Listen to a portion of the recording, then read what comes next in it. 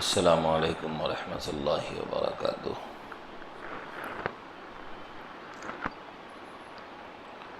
الحمد للہ رب العالمین، والصلاة والسلام علی سید الانبیاء والمرسلین وعلی آلہ واصحابہ اجمعین ومن تبعہم بإحسان الی یوم الدین، اما بعد۔ فعن ابی ہریرہ رضی اللہ عنہ عن النبی صلی اللہ علیہ وسلم قال: دعونی ما ترکتکم فإنما أهلك من كان قبلكم كثرة سؤالهم واختلافهم على أنبيائهم، فإذا نهيتكم عن شيء فاجتنبوه، وإذا أمرتكم بأمر فأتوا منه ما استطعتم، متفق علیہ۔ محترم حضرات، ابھی آپ کے سامنے ایک روایت میں نے پڑھی ہے، جس روایت کے راوی ہیں حضرت ابو ہریرہ رضی اللہ تعالیٰ عنہ۔ حضرت ابو ہریرہ رضی اللہ تعالیٰ عنہ کے بارے میں ابھی گزشتہ ایک دو درس پہلے میں نے کچھ تعارفی باتیں کی تھیں کہ مشہور صحابی ہیں اور ان سے بہت زیادہ حدیثیں منقول ہیں، کیونکہ انہوں نے اپنے آپ کو نبی اکرم صلی اللہ علیہ وسلم کی خدمت میں حدیث کو سننے سنانے اور دین سیکھنے کے لیے وقف کر دیا تھا۔ تو یہ روایت انہی کی ہے، اور وہ فرماتے ہیں کہ نبی اکرم صلی اللہ علیہ وسلم نے ارشاد فرمایا کہ دعونی ما ترکتکم، کہ جس چیز کا میں تم سے تذکرہ نہ کروں، جو چیزیں میں بیان تمہارے سامنے نہ کروں، اس کے سلسلے میں تم مجھے چھوڑے رکھو۔ یعنی خواہ مخواہ کی تفصیلات میں، خواہ مخواہ کے مسائل میں زیادہ کھود کرید میں نہ پڑو، بلکہ جتنا کہا جائے اس کو مانو اور اس پر عمل کرنے کی کوشش کرو۔ اور یہ حقیقت ہے کہ بہت زیادہ چونچرا کرنے والے بہت سی مرتبہ یا تو عمل سے محروم ہوتے ہیں یا مشقت میں پڑ جاتے ہیں، جبکہ عمل کا جذبہ رکھنے والے کسی بات کو سنتے ہیں اور عمل کرتے ہیں، اور عمل کرتے ہوئے آگے بڑھ جاتے ہیں۔ تو بہت زیادہ کھوج کرید کرنا اور چونچرا کرنا، یہ چیزیں پسندیدہ نہیں ہیں۔ تو فرمائیں کہ جس چیز کا میں تم سے تذکرہ نہ کروں، جو چیز میں تمہیں بیان کرنے سے، بتانے سے گریز کروں، تو اس کے سلسلے میں تم مجھے بھی چھوڑ دو، یعنی اس کے بارے میں زیادہ تفصیلات اور چونچرا مت کرو۔ کیوں؟ فَإِنَّمَا أَهْلَكَ مَنْ كَانَ قَبْلَكُمْ كَثْرَةُ سُؤَالِهِمْ، کیونکہ تم سے پہلے والے لوگوں کو ان کے کثرت سوال نے ہلاک کر دیا۔ کہ ایک حکم ملا تو گنجائش تھی عمل کر لیتے، لیکن اب اس کے بارے میں طرح طرح کے انہوں نے سوالات شروع کر دیے۔ تو جتنے زیادہ انہوں نے سوالات کیے، اتنے ہی ان کے لیے مشکلات پیدا ہو گئیں۔ جیسے مثال کے طور پر سورہ بقرہ میں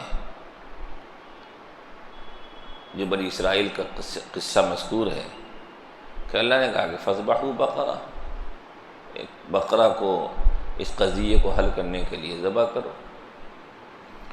حکم تھا، مان لیتے، اور ایک عام حکم تھا، اس میں کسی قسم کی تعین نہیں تھی کہ وہ بقرہ ایسی ہو ایسی ہو ایسی ہو۔ تو حکم ملنے کے بعد کسی بھی طرح اس حکم پر عمل کر لیتے، تو ان کا قضیہ حل ہو جاتا، لیکن انہوں نے اب طرح طرح کے سوالات شروع کیے کہ اس کا رنگ کیسا ہو، اس کی عمر کیسی ہو، اس کی صفات کیسی ہو۔ اب جتنی مرتبہ انہوں نے سوالات کیے اتنی مرتبہ جوابات کے ذریعے ان کے لیے مشکلات میں اضافہ ہوتا چلا گیا۔ رنگ کیسی ہو تو رنگ کی تعین ہو گئی، تو اب گویا کہ اس کے علاوہ دوسری رنگ کی قابل قبول نہیں۔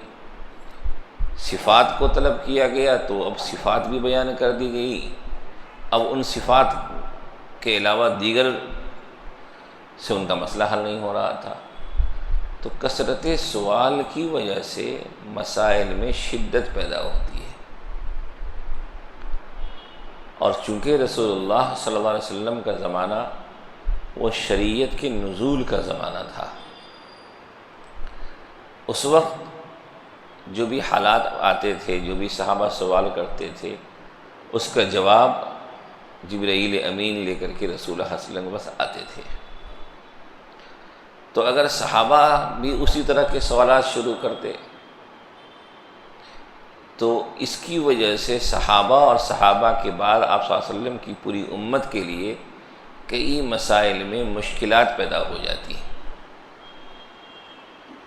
جیسا کہ بنی اسرائیل نے اپنے آپ کو مشکلات میں ڈال لیا۔ تو آپ صلی اللہ علیہ وسلم نے فرمایا کہ یہ کام مت کرو، جو کہا گیا اس کو خاموشی سے مان لو، کیونکہ تم سے پہلے کے لوگوں کو ان کے کثرت سوال نے اور انبیاء سے اختلاف نے ہلاک کر دیا، کیونکہ ان کے اندر وہ ماننے کا مزاج نہیں تھا۔ حضرت موسیٰ علیہ السلام توریت لے کر کے آئے، تو ایک نبی کا یہ کہہ دینا ہی حق ہونے کی علامت ہے کہ نبی کہہ رہے ہیں، کہ کوئی بات نبی بتائیں تو ان کا بتانا ہی خود حجت اور دلیل ہے اس بات کے حق ہونے کی۔ جیسے مثال کے طور پر ہم لوگ بے شمار چیزیں اس لیے مانتے ہیں، اس کا یقین رکھتے ہیں کہ نبی اکرم صلی اللہ علیہ وسلم نے وہ فرمایا ہے۔ تو کسی بھی نبی کا کوئی بات بتانا، کسی بات کی خبر دینا، کوئی پیغام پہنچانا، یہ خود اس بات کی دلیل ہے کہ یہ بات اللہ کی طرف سے ہے، اللہ کے حکم سے ہے، کیونکہ انبیاء کی شان ہے کہ وہ غیب کی باتوں کو چھپاتے نہیں ہیں، جو انہیں پیغام دیا گیا ہے اس کو عنوان پہنچاتے ہیں، اس میں کسی قسم کی رد و بدل، کمی زیادتی اپنی طرف سے نہیں کرتے ہیں، اور اللہ تعالیٰ بھی ان کی اس سے حفاظت فرماتے ہیں۔ تو نبی کا کہہ دینا ہی خود حجت اور دلیل ہے، اب اس کے آگے کس دلیل کی تلاش کی جائے گی؟ حضرت موسیٰ نے کہہ دیا کہ بھئی یہ توریت ہے، اس پر عمل کرو، اللہ کا حکم ہے، لیکن اب ان لوگوں نے کہا نہیں، جب تک اللہ خود نہ کہہ دے، اللہ کی زبان سے ہم خود نہ سن لیں، اس وقت تک ہم اس پر مکمل عمل نہیں کر سکتے۔ بتائیے کس قدر گستاخی کہ نبی کا بتانا ہی حق ہے، لیکن یہاں نبی کے بتانے پر بھی وہ اعتماد نہیں ہو رہا ہے۔ پھر آگے اس کی تفصیلی قصہ ہے۔ تو بہرحال نبی صلی اللہ علیہ وسلم نے فرمایا کہ جو پچھلے لوگوں کا حال تھا کہ انبیاء کی باتوں سے اختلاف کرنا اور طرح طرح کے بیجا سوالات کرنا، اس کی وجہ سے وہ لوگ ہلاکت میں پڑ گئے۔ تم ایسا مت کرو۔ چنانچہ صحابہ نے اپنے آپ کو ایسا سموتاعت کا پیکر بنایا کہ آپ صحابہ کی داستان کو پڑھیں گے تو پتہ چلے گا کہ وہ حضرات صرف حکم کے پابند تھے، ان کو جو حکم ملتا کر گزرتے تھے، اور ان کی مرضی بس ایک تھی کہ کسی طریقے سے ہمارا عمل رسول اللہ صلی اللہ علیہ وسلم کی مرضی کے موافق ہو جائے، کوئی چوچرا کی گنجائش ہی نہیں تھی۔ یہی وجہ ہے کہ اس امت کو خیر حاصل ہوا۔ فرمایا نبی صلی اللہ علیہ وسلم نے فَإِذَا نَهَيْتُكُمْ عَنْ شَيْءٍ فَاجْتَنِبُوهُ، کہ دیکھو دو ہی چیزیں ہوں گی، یا تو میں کسی چیز سے تمہیں منع کروں گا یا کچھ کرنے کے لیے کہوں گا۔ تو طرح طرح کے سوالات کرنے کے بجائے کیا کرو کہ جب میں تمہیں کسی چیز سے روکوں تو اس سے رک جاؤ، اور جب میں تمہیں کسی کام کے کرنے کا حکم دوں تو جتنا کر سکتے ہو اتنا کرو۔ یہ ضابطہ بتا دیا۔ یہاں پہ دیکھیے علماء نے لکھا ہے کہ فَإِذَا نَهَيْتُكُمْ عَنْ شَيْءٍ فَاجْتَنِبُوهُ، کہ جب میں تمہیں کسی چیز سے روکوں تو اس سے رک جاؤ۔ یہ نہیں کہا کہ جتنا رک سکتے ہو اتنا رک جاؤ، بلکہ مطلب کہا کہ اس سے رک جاؤ، اور کہا کہ جب تمہیں میں کسی چیز کا حکم دوں، کچھ کرنے کے لیے کہوں، تو جتنا کر سکتے ہو کرو۔ وہاں رکنے کی بات ہے تو وہاں جتنا رک سکتے ہو رکنے کی بات نہیں ہے، بلکہ رکو، اور یہاں کہا جتنا کر سکتے ہو کرو۔ آپ دیکھیے نبی صلی اللہ علیہ وسلم سے جو ہدایتیں ملی ہیں، یا تو مامورات ہیں یا منہیات ہیں، یعنی کچھ کرنے کے کام ہیں اور نہ کرنے کے کام ہیں۔ کچھ چیزوں کو آپ نے کرنے کے لیے کہا ہے، وہ ساری وہ تمام باتیں مامورات ہیں، اور جن چیزوں سے آپ نے روکا ہے احادیث میں، وہ تمام کی تمام چیزیں کیا ہیں؟ منہیات ہیں۔ تو اس حدیث سے ایک بات یہ معلوم ہوئی کہ منہیات میں تو مکمل طور پہ اس سے رکنے کا اہتمام کرنا ہے۔ جیسے مثال کے طور پر آپ نے جھوٹ سے منع فرمایا، وعدہ خلافی سے منع فرمایا، بد نظری سے منع فرمایا، بد زبانی سے منع فرمایا، گالی گلوچ سے منع فرمایا، اور بے شمار معاشرتی اور اخلاقی برائیاں ہیں اور اللہ کی نافرمانیاں ہیں جن سے آپ نے منع کیا ہے۔ تو وہاں کیا تعلیم ہے کہ فَاجْتَنِبُوهُ، جو جو منع کیا مکمل رک جاؤ، اس کو کرنے کی اب کوئی گنجائش نہیں ہے۔ یہ نہیں کہ جتنا بچ سکتے جھوٹ سے بچے کہ نہیں، مکمل بچنا ہے۔ چوری سے جتنا بچ سکتے بچے کہ نہیں، مکمل بچنا ہے۔ رہی بات یہ کہ کسی چیز کا حکم دو تو جتنا کر سکتے ہو کرو۔ اب گویا کہ معمورات میں ایک گنجائش نکل گئی۔ اب معمورات بھی یکساں نہیں ہے۔ معمورات میں کچھ چیزیں تو وہ ہیں جو فرض و واجب ہیں، ان کو تو ہر حال میں کرنا ہی کرنا ہے،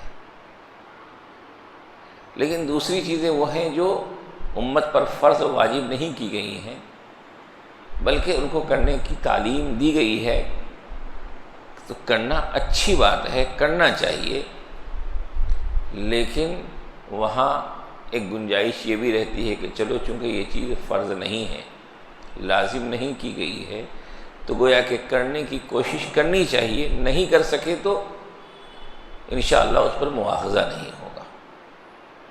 تو گویا کہ معمورات میں جو فرائض ہیں وہ کرنے ہی کرنے ہیں۔ ایسا نہیں کہ بھئی اللہ کہ کوئی کہے کہ بھئی رسول اللہ صلی اللہ علیہ وسلم نے کہا کہ جو میں کہتا ہوں جتنا کر سکتے ہو کرو، اب نماز پڑھنا جتنا پڑھ سکتا ہوں پڑھوں گا، نہیں، روزہ رکھنا جتنا رکھ سکتا ہوں، نہیں، جو فرائض ہیں ان کو تو کرنا ہی کرنا ہے، اور جو واجبات ہے ان کو تو کرنا ہی کرنا ہے۔ اب رہی بات یہ کہ فرائض و واجبات کے علاوہ جو دیگر بہت سی ہدایتیں ہیں، عبادات سے متعلق، معاشرت سے متعلق، معاملات سے متعلق، ان کے بارے میں ہے کہ ان کے بارے میں بھی یہ ہونا چاہیے کہ ہم اس کو کریں، لیکن نہیں کر سکتے، جہاں تک ہو سکے وہاں تک ان کو اختیار کرنے کی ہم کوشش کریں۔ تو اس حدیث کے ذریعے گویا کہ کہا گیا کہ معمورات میں جہاں تک ہو سکے ہمیں اتباع سنت کی کوشش کرنی ہے، آپ صلی اللہ علیہ وسلم کی کامل ہدایت کی پیروی کرنی ہے، لیکن منہیات میں مکمل طور پہ ہر قسم کی برائی سے اپنے آپ کو بچانا ہے۔ اس سے ایک بات یہ سمجھ میں آئی۔ دوسری بات یہ کہ بہت سی مرتبہ بعض لوگ یہ پوچھتے ہیں کہ یہ بات حدیث میں ہے کہ قرآن میں ہے؟ قرآن میں اللہ نے کسی چیز کا مطالبہ کیا یا کسی چیز سے روکا؟ وہ بھی معمورات و منہیات ہیں۔ اسی طریقے سے جن چیزوں سے رسول اللہ صلی اللہ علیہ وسلم نے منع کیا یا جن کا آپ نے حکم دیا وہ بھی اسی طرح ہے۔ ایسا نہیں ہے کہ اس کو کہ بھائی نہیں یہ ہم نہیں مانتے، یہ مانتے ہیں۔ رسول اللہ صلی اللہ علیہ وسلم کے ذریعے جو باتیں ملی ہیں، مامورات یا منہیات، ان کو بھی ہمیں اپنے پیش نظر رکھنا ہے اور ان پر بھی عمل کرنا ہے ہمیں، جو نبی صلی اللہ علیہ وسلم کی ہدایات ہے۔ کیونکہ نبی اکرم صلی اللہ علیہ وسلم کا بھی منع کرنا وہ در حقیقت اللہ ہی کی طرف سے ہے۔ یہ اور بات ہے کہ اللہ تعالیٰ نے مصلحت کے پیش نظر اس بات کو اپنی قرآنی زبان میں بیان کرنے کے بجائے نبی کی زبان سے بیان کروایا، اور قرآن میں خود کہہ دیا ما آتاکم الرسول فخذوہ وما نہاکم عنہ فانتہوا، کہ رسول تمہیں جو دیں اسے لو، اور جس چیز سے تمہیں روکے اس سے رک جاؤ۔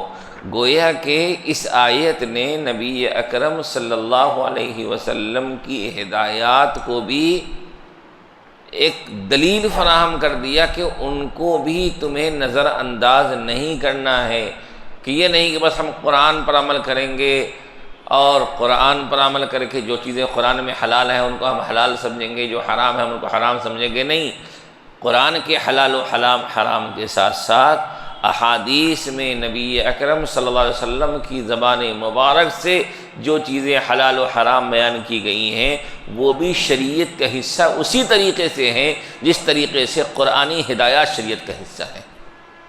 ان دونوں میں فرق نہیں کیا جا سکتا۔ ہاں، فقہی احکام کے اعتبار سے، درجہ بندی کے اعتبار سے فرق ہے، لیکن شریعت وہ بھی ہے، شریعت یہ بھی ہے۔ بہت سی مرتبہ بعض لوگ کئی مسائل میں پوچھتے کہ بھائی قرآن میں ہے کیا؟ قرآن میں ہو بڑی اچھی بات ہے، لیکن اگر قرآن میں صراحتاً تذکرہ نہ ملے تو احادیث میں بھی اس چیز کا آ جانا اس بات کے لیے کافی ہے کہ یہ بھی حکم شریعت ہے، یہ بھی تعلیم شریعت ہے۔ تو گویا کہ اس سے نبی اکرم صلی اللہ علیہ وسلم کے ارشادات، چاہے وہ مامورات کے قبیل سے ہوں، چاہے وہ منہیات کے قبیل سے ہوں، ان کو بھی حجیت حاصل ہو گئی اور وہ بھی شریعت کا حصہ ہیں۔ اب اس میں پھر ہمارے فقہا نے درجہ بندی کی ہے، احادیثی کی روشنی میں، حالات قرآنی شریعت کے مزاج کو دیکھتے ہوئے کچھ چیزوں کو مستحب کے زمرے میں رکھا ہے، کچھ چیزوں کو سنت کے درجے میں رکھا ہے، کچھ چیزوں کو واجب کے درجے میں رکھا ہے۔ تو وہ فقہی ترتیب ہے، ہمیں اس کے اعتبار سے بھی ان احکام پر عمل کرنا ہے۔ لیکن رسول اللہ صلی اللہ علیہ وسلم کی تمام ہدایتیں ہمارے لیے شریعت کا حصہ ہیں۔ اسی لیے نبی صلی اللہ علیہ وسلم نے فرمایا ترکت فیکم امرین، میں تمہارے درمیان دو چیزیں چھوڑ کے جا رہا ہوں، لن تضلوا ما تمسکتم بہما، جب تک تم ان دونوں سے مضبوطی سے جڑے رہو گے گمراہ نہیں ہو سکتے۔ ایک تو اللہ کی کتاب ہے اور دوسری چیز اللہ کے نبی کی سنتیں ہیں، اللہ کے نبی کی سنت ہے۔ جب تک اس کو مضبوطی سے پکڑے رہو گے، اسی لیے حدیث میں آپ نے فرمایا کہ دیکھو تم میں سے جو لوگ میرے بعد دنیا میں رہیں گے وہ مختلف قسم کے حالات کا سامنا کریں گے، طرح طرح کے مسائل آئیں گے، طرح طرح کے فتنے آئیں گے، طرح طرح کے نظریات آئیں گے، طرح طرح کے اختلافات آئیں گے۔ چنانچہ آپ دیکھیں گے ہر زمانے میں طرح طرح کی باتیں سامنے آئی ہیں۔ ایسے حالات میں کیا ہونا چاہیے؟ آپ نے فرمایا فَعَلَيْكُمْ بِسُنَّتِي وَسُنَّتِ الْخُلَفَاءِ الرَّاشِدِينَ الْمَهْدِيِّينَ عَضُّوا عَلَيْهَا بِالنَّوَاجِذِ، کہ دیکھو ان اختلافات میں کہ یہ حق ہے، کہ یہ حق ہے، کہ یہ صحیح ہے، کہ یہ غلط ہے، فیصلے کا معیار یہ ہو کہ تم اپنی پیروی کا مزاج بناؤ، میری سنت اور میرے خلفائے راشدین کی سنت کی اتباع کو اپنے اوپر لازم کر لو۔ یعنی جو چیزیں قرآن اور احادیث اور صحابہ کے ذریعے صحیح پروف ہو جاتی ہیں، سند مل جاتی ہے، اس کو بنیاد مل جاتی ہے، اسے اختیار کرو۔ اور جو طور طریق ایسے ہیں کہ ان کے بارے میں غور کرنے سے کچھ ایسا ثبوت نہیں ملتا ہے، اس عمل کی کوئی بنیاد نہیں ملتی ہے، رسول اللہ صلی اللہ علیہ وسلم کی تعلیمات میں، صحابہ کی زندگی میں ایسی اس کی کوئی بنیاد نہیں ملتی ہے، تو فرمایا کہ بس چونکہ اس کی بنیاد نہیں ہے، کوئی اس کی دلیل نہیں ہے، تو اب کیا کرو؟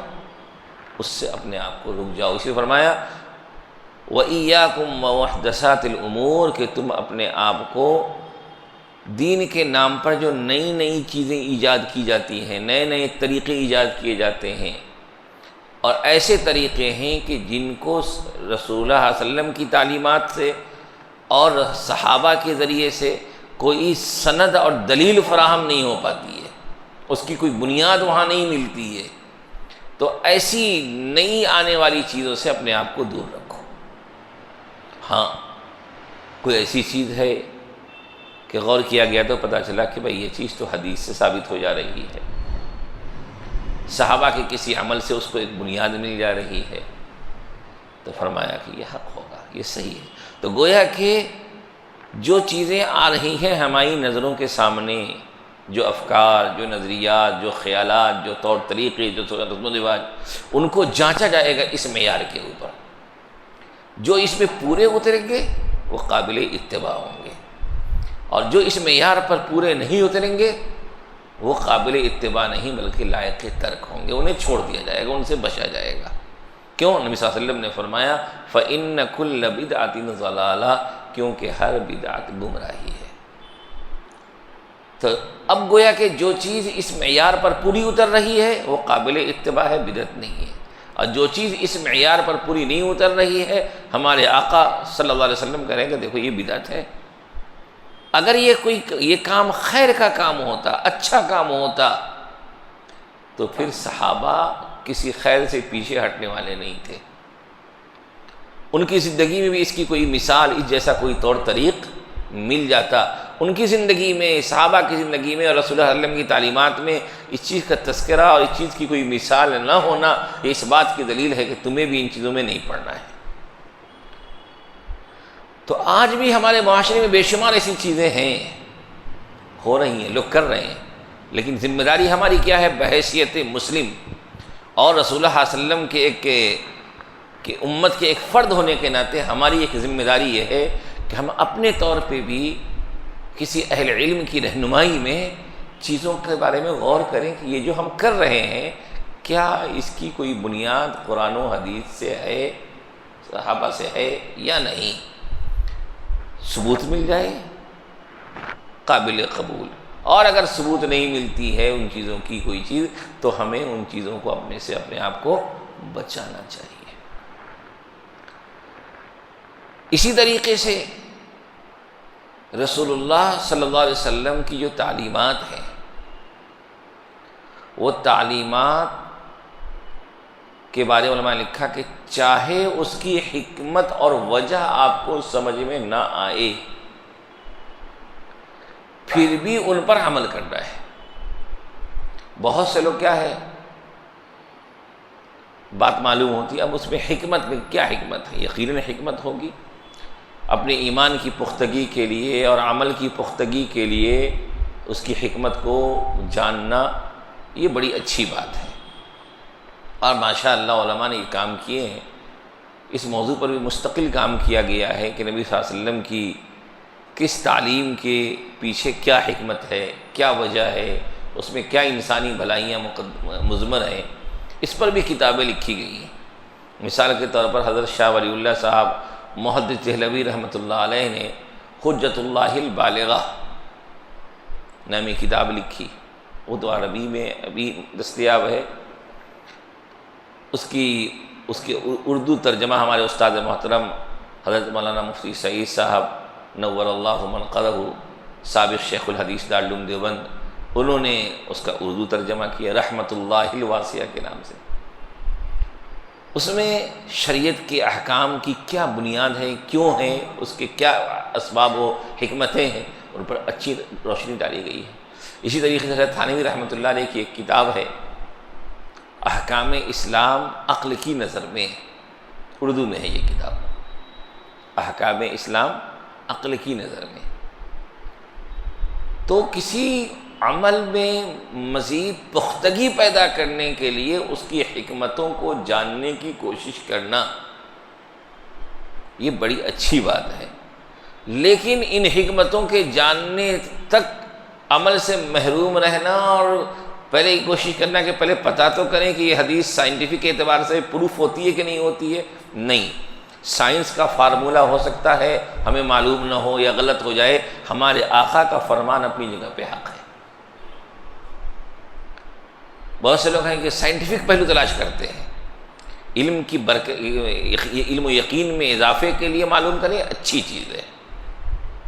جیسے مثال کے طور پر اپنی مسجد میں یہاں پہ درس قرآن ہوتا ہے، اپنے جناب متولی صاحب درس قرآن دیتے ہیں، اس میں سائنٹیفک پہلوؤں کے اعتبار سے بھی بات چیت کرتے ہیں، یہ اچھی چیز ہے۔ یہ علم میں اضافے کے لیے ہو، عمل میں پختگی کے لیے ہو، اچھی چیز ہے۔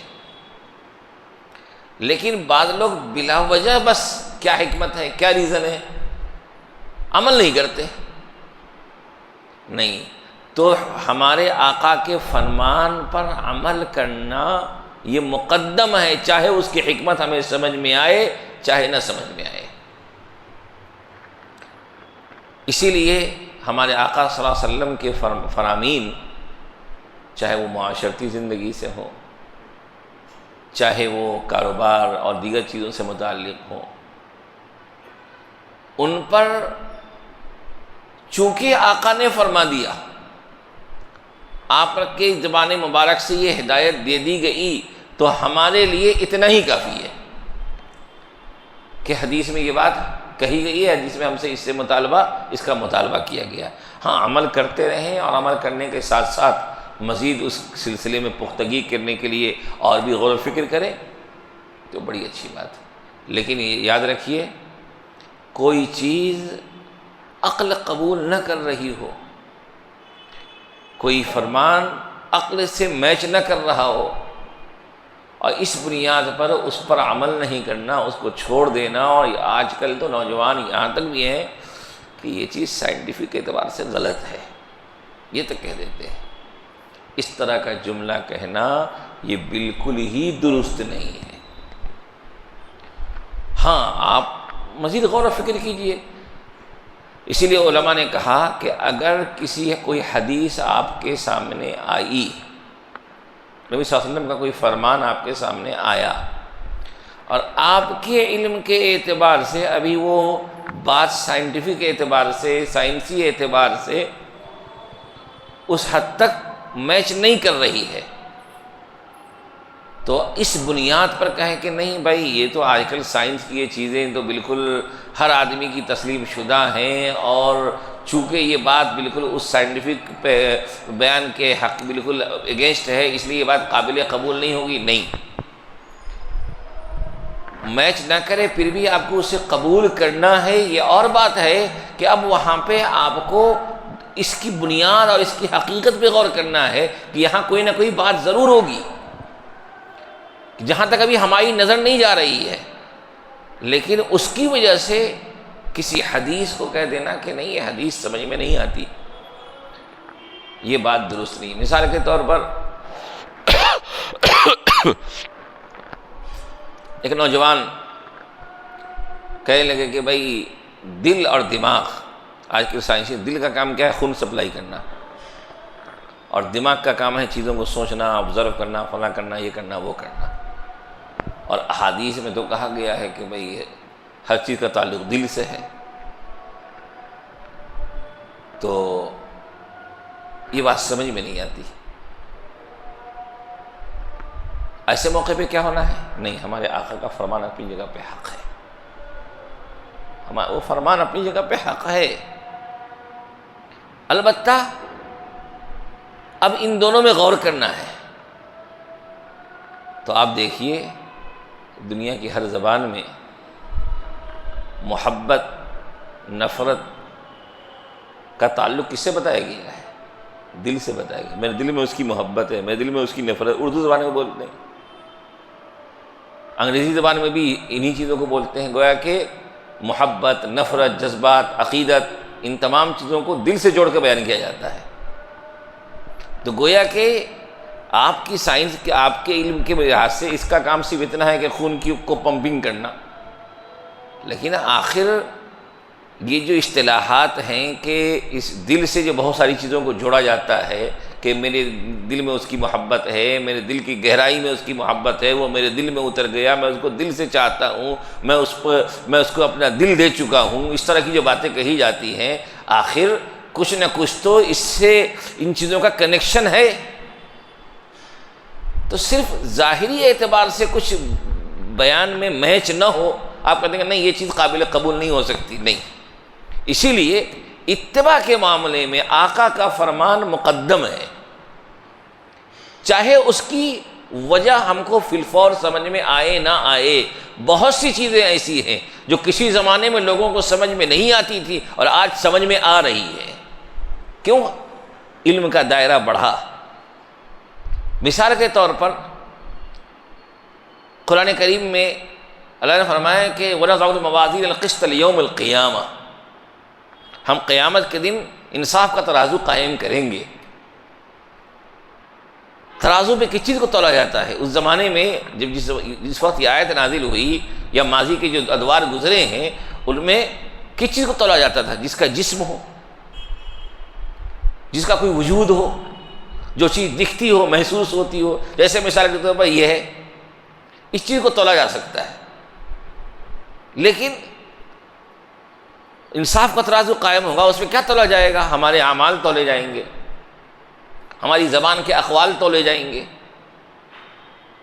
نبی صلی اللہ علیہ وسلم نے فرمایا کہ ایک پرچی لائی جائے گی اور اس پرچی کو ایک جو لا الہ الا اللہ کی پرچی لائی جائے گی اور اس کو ایک پلڑے میں ڈالا جائے گا تو وہ پلڑا سب سے بھاری ہو جائے گا۔ تو اب بتائیے انصاف کا ترازو قائم ہونا میدان محشر میں، اس کو تو قرآن نے بتایا ہے، اور اس انصاف کے ترازو میں انسان کے اعمال، انسان کے اقوال کو تولا جانا ہے۔ یہ بات شاید کسی زمانے میں لوگوں کے لیے قابل فہم نہ ہو کہ بھائی اقوال کو کیسے تول سکتے ہیں اور الفاظ کو کیسے تول سکتے ہیں، اعمال کو کیسے تول سکتے ہیں۔ تولنے والی چیز کو تو کوئی جسم ہونا چاہیے، لیکن آج کے دور میں دیکھیے کن کن چیزوں کو تولا جا رہا ہے۔ گرمی کا ٹیمپریچر، گرمی دکھنی، اس کا کوئی جسم نہیں، پھر بھی اس کو معلوم کیا جا رہا ہے۔ آپ آواز سے بات کر رہے ہیں، آپ کی آواز کو کہ اس کو زیر بم کو تولا جا رہا ہے کہ آواز کتنی تیز ہے، کتنی اونچی ہے، اس آواز میں کتنی شدت ہے، اس کو تولا جا رہا ہے۔ ہواؤں کے پریشر کو تولا جا رہا ہے۔ آج کے دور میں یہ چیز سمجھنا آسان ہو گئی کہ بہت سی چیزیں ایسی تولی جاتی ہیں جن کا کوئی بظاہر جسم نہیں ہے۔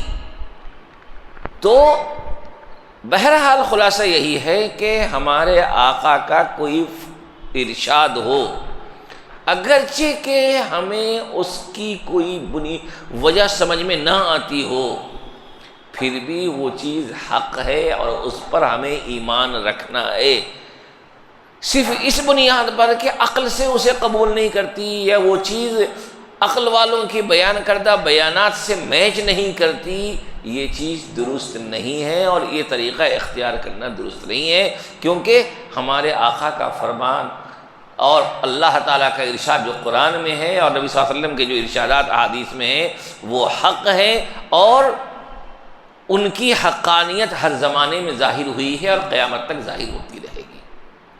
ہمیں اپنا مزاج کیا بنانا ہے کہ نبی صلی اللہ علیہ وسلم نے ہمارے لیے ہدایت کے 2 چشمے رکھے ہیں، ہمیں اپنے آپ کو ہدایت کے ان 2 چشموں سے جوڑ کے رکھنا ہے۔ قرآنی احکام پر عمل کرنا ہے، احادیث کی تعلیمات پر عمل کرنا ہے، اور اسی عمل میں اپنے لیے ہدایت کی راہ تلاش کرنی ہے۔ اللہ سے دعا ہے کہ اللہ تعالی ہم تمام لوگوں کو صحیح فکر و عمل کی توفیق نصیب فرمائے۔ وآخر دعوانا ان الحمد للہ رب العالمین۔